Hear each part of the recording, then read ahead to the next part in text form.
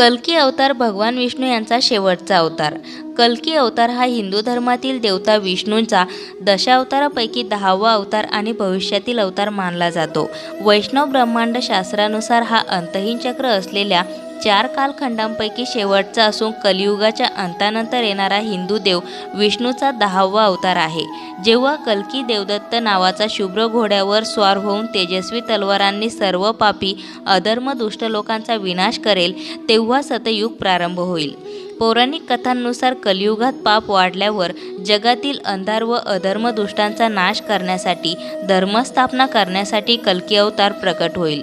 कलियुगात कली राक्षसाचा विनाश करेल. कल्की अवताराला निष्कलंक भगवान या नावाने देखील ओळखला जाईल. हा अवतार 64 कलांनी पूर्ण असलेला निष्कलंक अवतार आहे.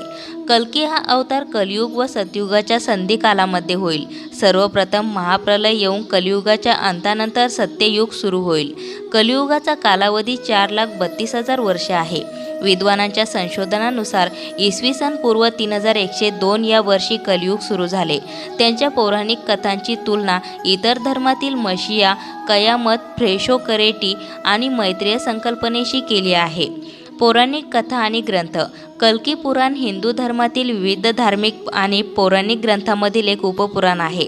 कल्की पुराण अनुसार सिंहल देशाधिपती बृहद्रथ राजा आणि त्याची पत्नी कौमुदी यांची कन्या पद्मा हिच्याशी कल्कीचा विवाह होईल. किकट देशातील शंबल नावाच्या ग्रामात विष्णुयश नावाच्या ब्राह्मणाचा पुत्र म्हणून हा जन्म घेईल. गोत्र पराशर असेल. याज्ञवल्क्यजी पुजारी असतील आणि भगवान परशुराम कल्कीचे गुरु असतील. कल्की पुराणात दिकांतून केले आहे. कल्कीला कलंकी असेही म्हणतात. शीख धर्मात शीख धर्म गुरु गोविंद सिंह यांची रचना केली. 24 अवतार हा दशम ग्रंथांचा एक भाग आहे. दशम ग्रंथांमध्ये विष्णूंच्या 24 अवतारांचे वर्णन केले आहे. विष्णूंच्या 24वा अवतार निहाकलंकी निष्कलंकी अवतार उल्लेख आढळते. कल्की अवतार गरुड विष्णू पुराणात 10व्या क्रमांकावर उल्लेख आढळतो. विष्णू पुराण, मत्स्य पुराण आणि भागवत पुराण यासारख्या महापुराणात कल्की अवताराचे उल्लेखसुद्धा आढळते. अशाच नवनवीन माहिती व्हिडिओसाठी मंगलम या चॅनलला सबस्क्राईब करून बेल आयकॉनला जरूर प्रेस करा.